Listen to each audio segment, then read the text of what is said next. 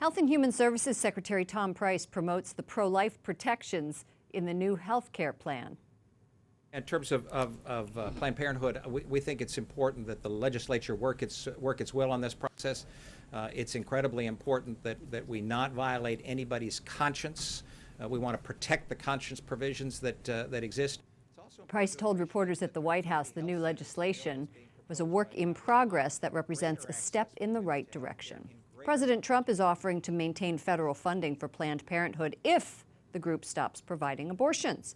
The head of the nation's largest abortion provider is rejecting that offer. Correspondent Wyatt Goolsbee has more from the White House. Good evening, Wyatt. Good evening, Lauren. The president says he supports women's health and is willing to back it up with federal dollars, but he's making it clear women's health shouldn't include abortion. After a question from the New York Times about his informal proposal, President Trump confirms discussions with Planned Parenthood.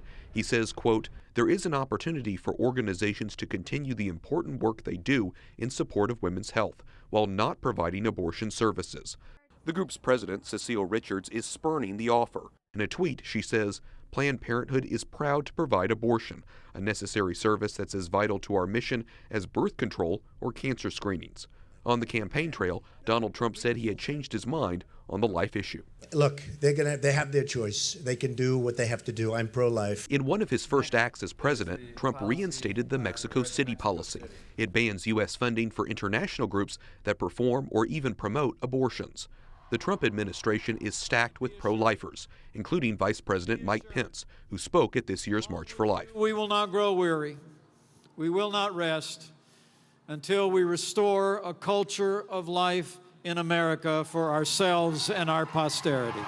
Pro-life groups who want the government to cut all funding to Planned Parenthood are pleased with the president's efforts so far. Well, he has not changed his position. Planned Parenthood is an abortion giant, and if they do abortions, they're not deserving of federal funding.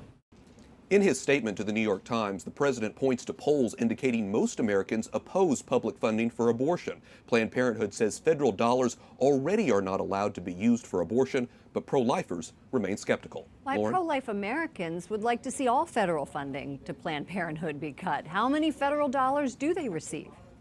Well, Lauren, Planned Parenthood gets about $500 million federal dollars a year. About $400 million of that comes from Medicaid money. All right, Wyatt Goolsbee at the White House. Thank you, Wyatt.